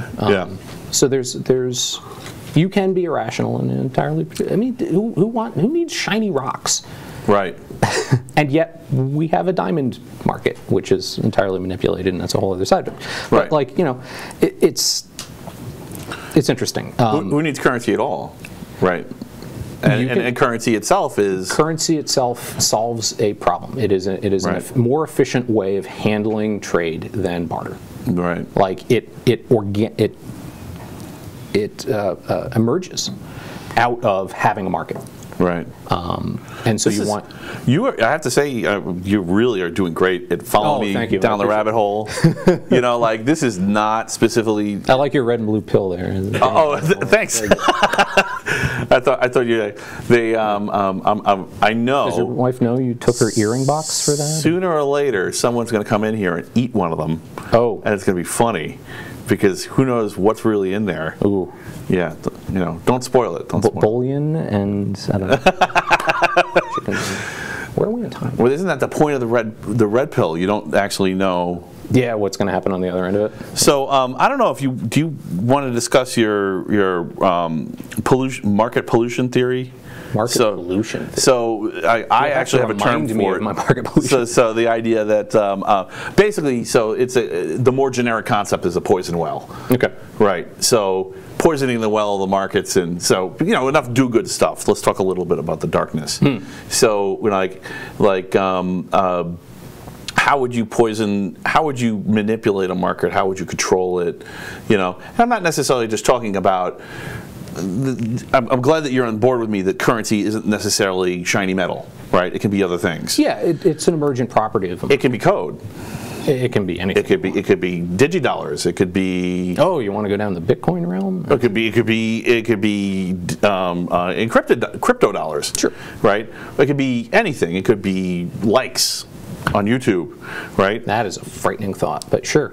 Yeah. Well, that's why I wanted to bring up Black Mirror.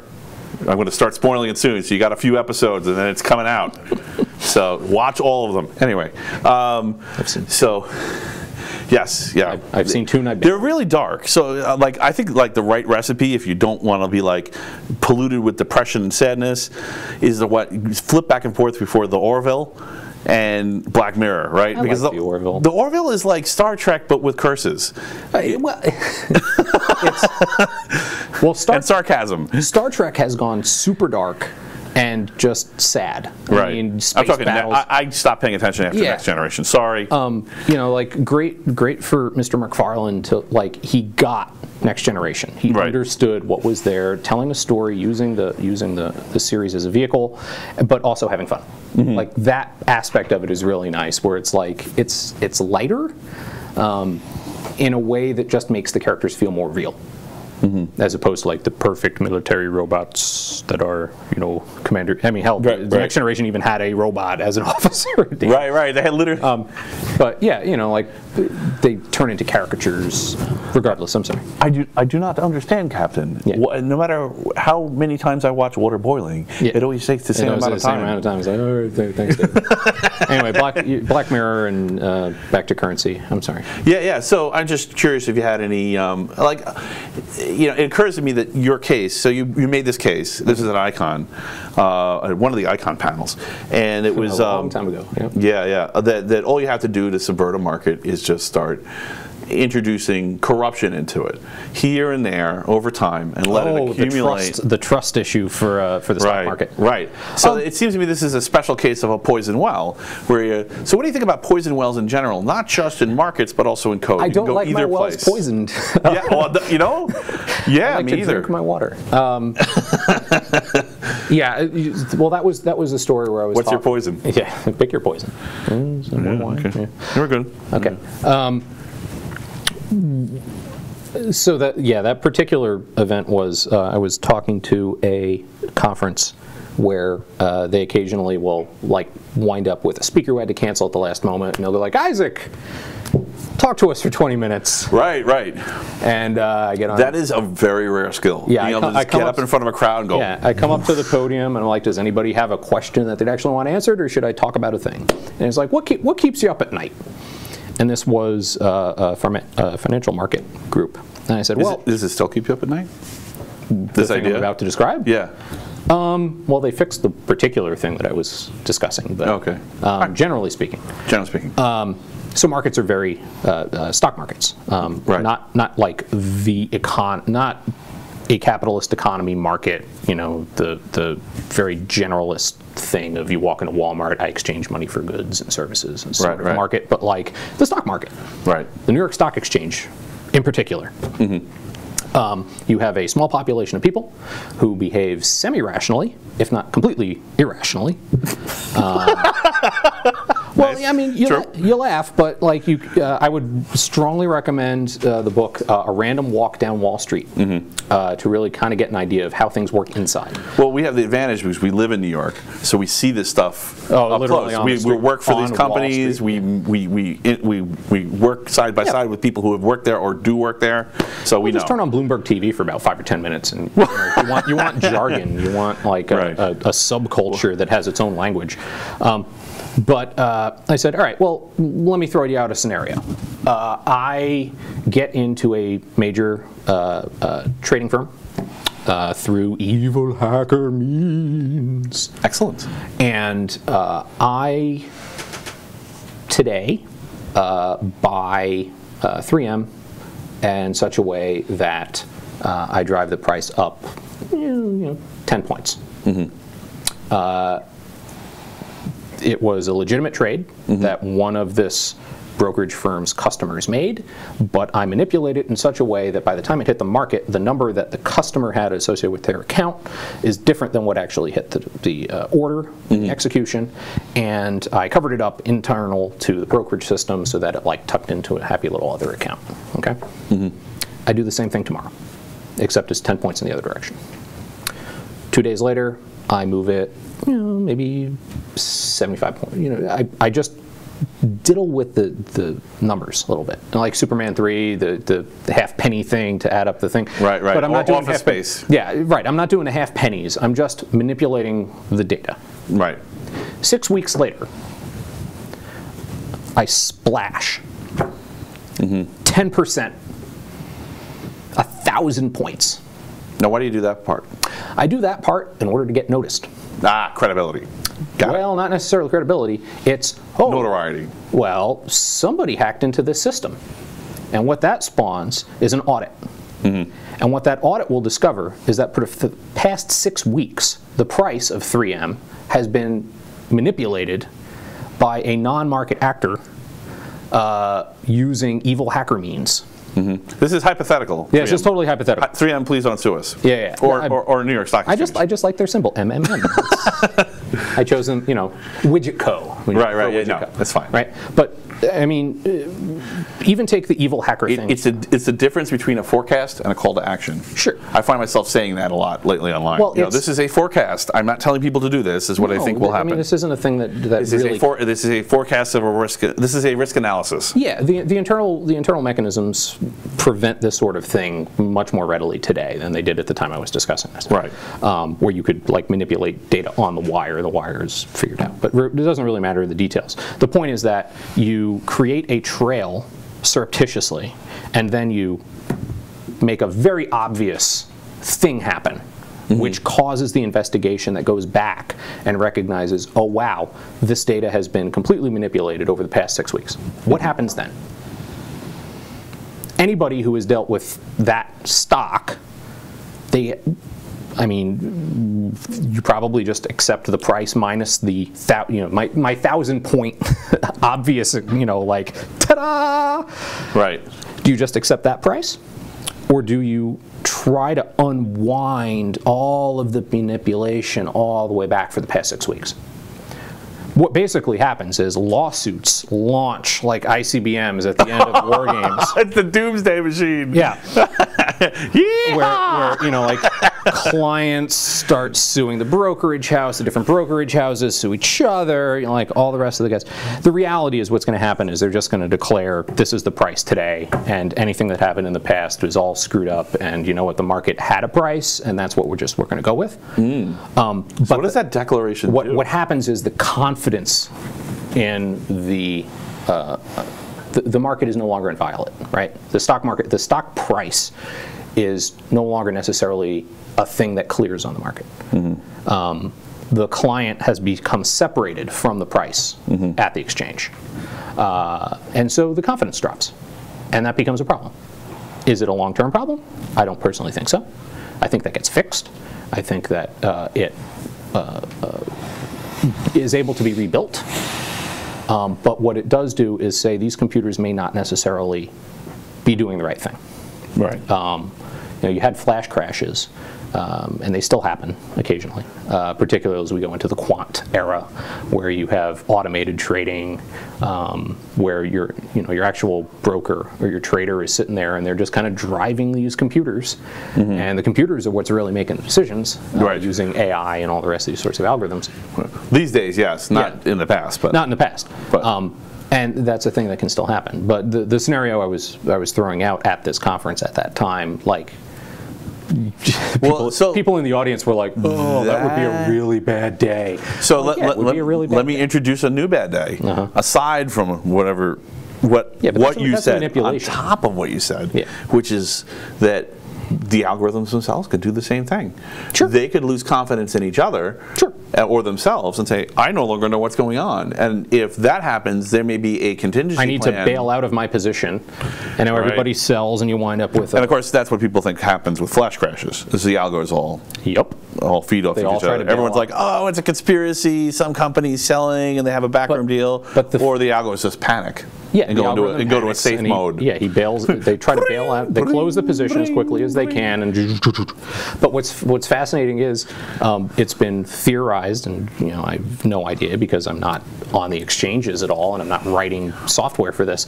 But if you know that this is a thing can happen, you can write an algorithm that looks for the flash crash and buys the discounted inventory. I mean, it's a legitimate trade. You just have to trick your enemy, your opponent, into making a bad move. But that winds up being that's a dynamic exchange at that point. And so it's fine again. Like the system can survive this stuff, and it always does. Right? Like, you got to be careful. People are going to think you're a capitalist. I am. I know, I am too. Okay. But not, I mean, capitalist. It's a dirty word these days. Yeah, it's a dirty word, but it's because people. All this talk about how markets have meaningful information, But it's this. There is at the root of all this politics and all this economics and all the rest of it is two notions of approaching the world. The first is that we don't have any idea how anything works, and that the world, economics, humans, civilization, whole 9 yards, is just emergent from the chaos. That if you get enough stuff and you just kind of let it do what it's supposed to do, order will arise. And solutions will be found because that's how it works. The other side is we know everything. If we only had all the information, we could engineer all of this to make it much more efficient. And by exerting control and design and architecture, ironically, the people who tend to believe this are the ones who don't structure and don't design their software and don't do all the rest of the things that we were talking about very early in the podcast. So in other words, they're running with their hands waving in the air going, whee!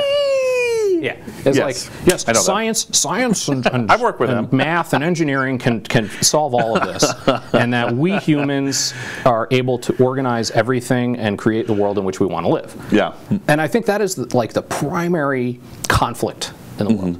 You've got your capitalists and your communists. You've got your conservatives and your progressives. You've got command and emergence. Right. And so you're a Babylon 5 fan. I've never seen Babylon 5. Oh, okay. No, I won't spoil it. Yeah. There's a good and evil component later in the series. Anyway, keep. Babylon 5 fans are going, yes, I know what he's talking about right now. Good and evil is a whole other ballgame. Right. Like that. Well, actually, let me be more specific. Evil is portrayed as, chaos is portrayed as evil, and order is portrayed as good. But of course, that's not the case at all, is it? Well, I'm describing two kinds of order is the point. Right? Well, everything's order. Even chaos takes planning. You can't have true chaos without a lot of planning. I mean, the notion that capitalism and the sort of emergent order isn't real order is false. Right. Like, agreed. You know, life is emergent order out of the chaos of the primordial soup. Right. It did not require cities are part of nature. Thinking meat in order to make it happen. Yeah. Thinking meat. You know, that let kind of nature do what it's supposed to do. Right. Within economics itself. You know, this is the Austrian school versus the Keynesians. You know, the Austrian school is, we don't know nothing. we don't know how this works. We can't know how this works. What we can do is we can observe stuff, primarily at the micro level, and then based on what we sort of observe at the micro level, we can kind of see what happens at the macro level. The Keynesian is, well, you know, we can simplify all of this. You know, aggregate demand, aggregate supply, and then we can like tweak a couple of little knobs, and that's an economy. Like, I kind of drift to the ignorance. Right. Like, I embrace ignorance. Right. I recognize that I've got some tools that I can use in order to maybe predict some things, that maybe I can start engineering against the odds and bring a tiny little bit of order into the world and hope that in bringing a little bit of order to the world in combination with some other bits of order that like more order emerges from that, as opposed to, well, if I had all the information available to me, like we could perfectly simulate this and become far more efficient. It's like, no, nature figured it out. Let nature do its thing. Right. You know, like just let it happen. Right. It's ugly. It's gross. So what do you think when someone comes in there and they go, try to push it a little bit? How much pushing is okay? It depends on how the pushing happens. If you're a participant pushing, good for you. Right. If you are trying to impose a will by usurping somebody else's resources in order to do that, then you've got a problem. Right. It's the difference between the regulator coming in and saying, I am going to use the power that is vested in me by the population in this government in order to make you act a certain way, or, hey, I'm just here like everybody else and I've got $1 million just like you do and I'm going to try to get you to do what you want to do. Right. You know, if you coming to the table with your resources and applying only those, good for you. If you're trying to steal somebody else's resources and then exert your will over them, that's where it starts to fall apart for me. Right. So, well, the counter argument would be, what is steal? Right. Yeah. when is it really stealing? Steal's pretty easy to figure out. Yeah. Well, the easy case of steal is easy to figure out. The hard case isn't. What's the hard case of stealing? The hard case of stealing is it's a service fee. Ooh. Right. Yeah. You know? Am I getting something for the service fee? Yeah, but maybe not enough. Oh. Okay. Yeah. Do I have a choice to not like participate in this at all? No, that depends. Well, if I don't, then that's called stealing. Right. So where is the choice, right? When the cost of, sure, you can not participate, but the cost of the next product up is twice as high, but if you scale twice as big, it equals out. Well, then you come in, I mean, like this is... So it becomes a tyranny of scale, is what I'm getting at. Well, this is knocking on the door of public good. Like, what is a public good? Right. I've had a little too much wine, but it's... Your kindness is showing. Look out. Non-rival and non-exclusive. I gotta get the heart in the cooler. Yeah. Non-rival and non-exclusive. So like defense as a concept, which again, I hate goofy concepts like defense. Yeah. But defense. Okay. Well, we all got to pay into it. Why? Because if you pay $100, pirates. Yeah. If you pay $100 and you pay $50, he doesn't get twice as much defense as you do. Right. If you don't pay anything and you pay $50, you don't get any less defense because you just happen to be where you are. Right. Like, the Department of Defense is not going to show up as like, okay, well, you can attack New York. You can't attack New York except for Matt's house. We don't defend him. He didn't pay this week. I sound like a rich man with a tropical island. Yeah, he didn't pay this week. So like, I didn't get protector status. Yeah, so like, if you want to really finally target your weapon at his house, we're not going to do anything. Like, Right. no, a public good is non-rival and non-exclusive. Right. And so, kind of laying out, all right, well, here's your contribution to that.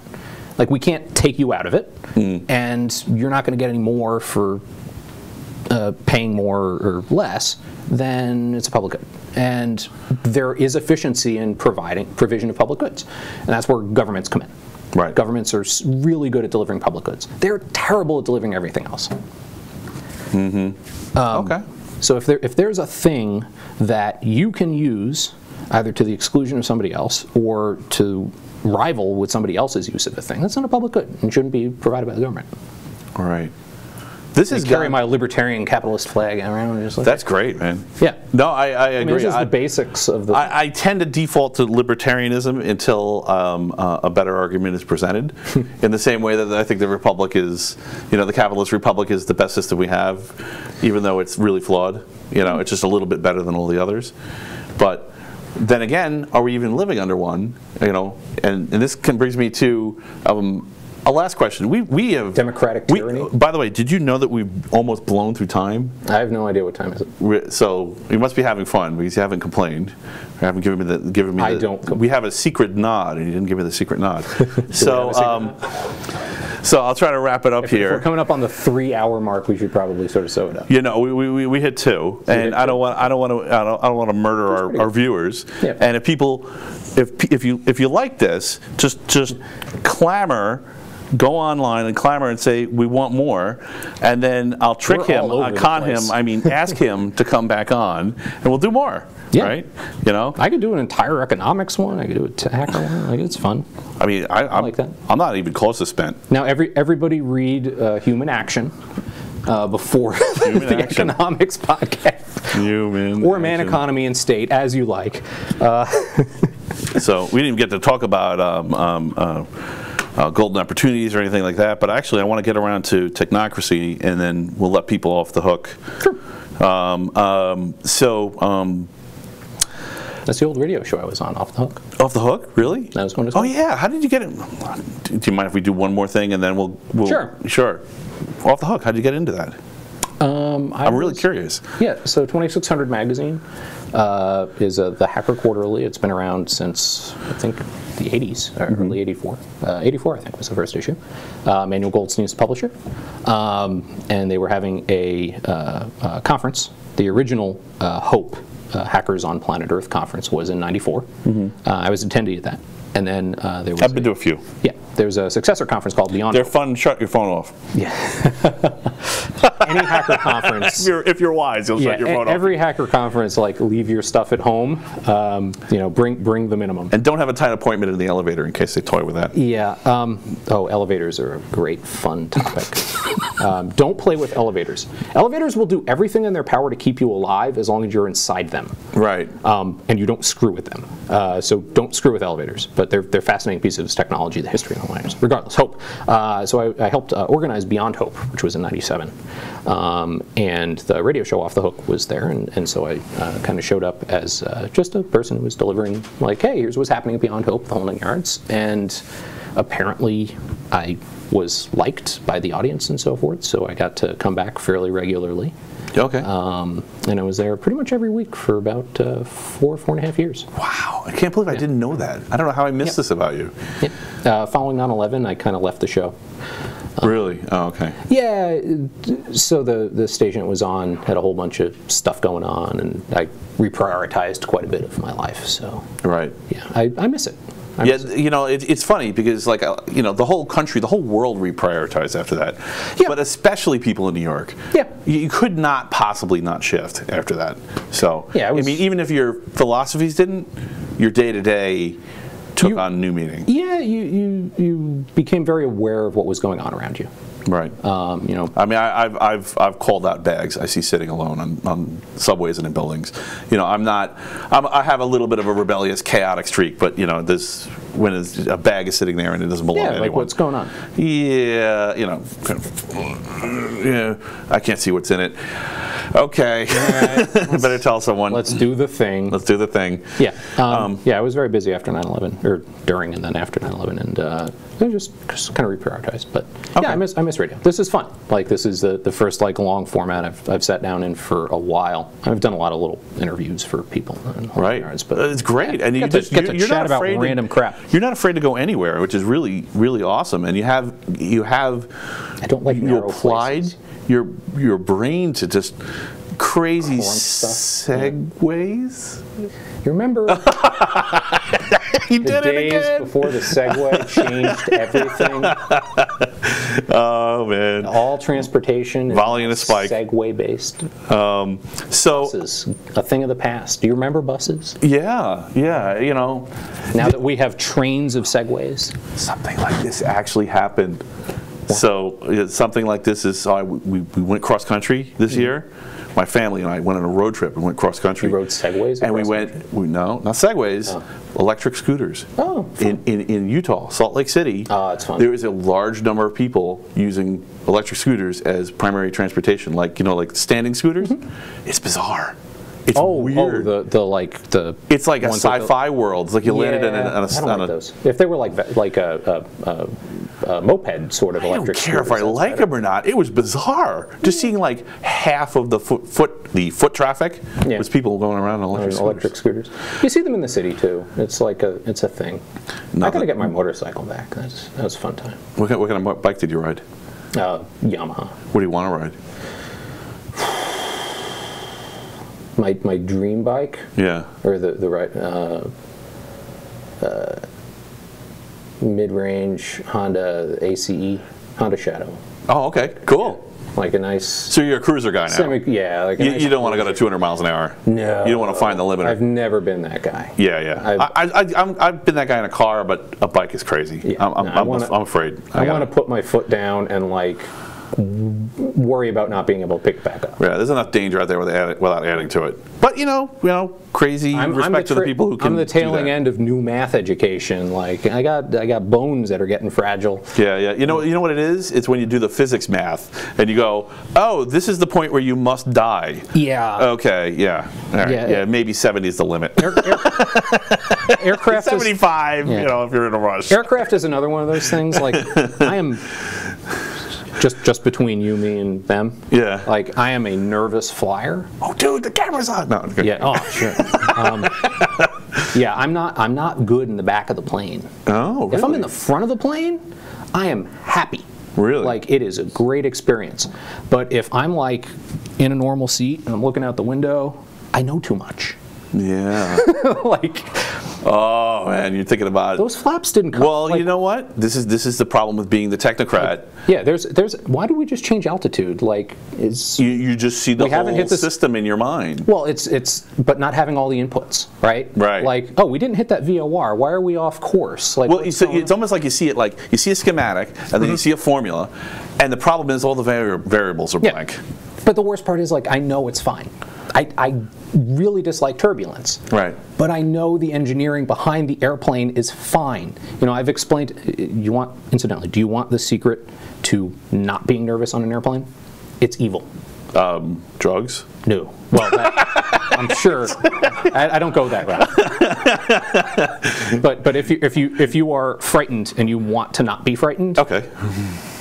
you have to be an evil person. Go on. You make somebody else more scared than you are. Oh. At which point, they're now looking to you for comfort, and you got to man up.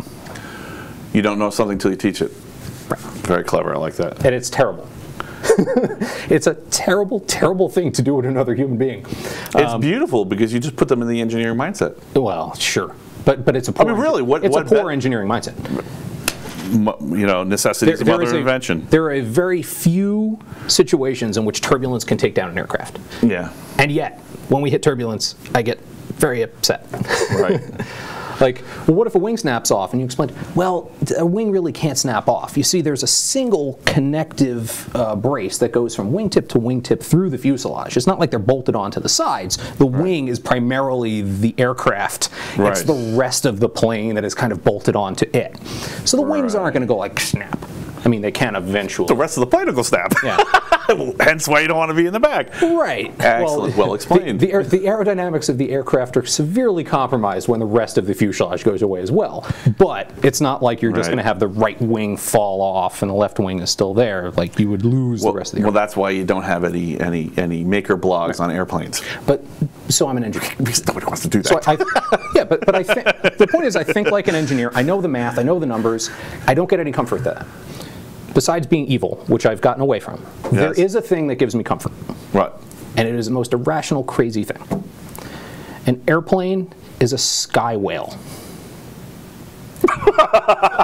Continue. Okay. And we're in its belly. Yes. It's very biblical. The airplane is a sky whale. Think about a whale in the ocean. Or Pinocchio, depending on your preference. A whale in the ocean is this huge, lumbering, massive thing. Have you ever seen a beached whale? Yep. They are miserable. I mean, not in person. Yeah. That would be a little... I hope you never do. It would be a little morose to be running. I hope you never do. Because a beached whale is one of the saddest, like, just kind of, it's in its wrong environment. Right. And if you've ever seen a fully fueled 737 or 747 on the tarmac, its wings are kind of drooping because it's so full of fuel, and it just kind of, like, shuffles around. And you can just look at the landing gear linkage. Yeah, it's all you can like... see how, like, okay, one tiny fraction of the lateral force of the weight of that plane, those things are going to snap. It's fragile, it's sad, it doesn't want to be there. The natural place for an aircraft is in the air. Just as the natural place for a whale is in the ocean. Dude, next time I'm on GCP driving past the airport, I'm going to be like, I'm going to crash. Look at those lumbering. I'm going to look at the lumbering. I'm going to look at one of the planes taking off and be like, be free. It's where it wants to be. Right. And so I'm happy for you. And so the thing that actually gives me comfort, like if I can get it in my head, because sometimes I'm just like a little freaked out, but if I can get it in my head, it's that the airplane, this is where it belongs. If the wings are kind of moving around a little bit and it's bumping, it's just riding the stream. It's a sky whale.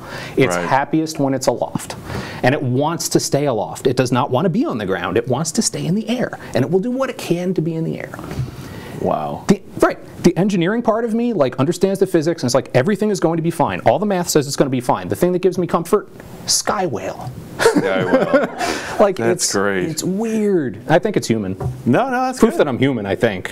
Some totally people question serious. it. I mean, all right, it's funny, but totally serious. You probably just helped someone. So great. Sky whale.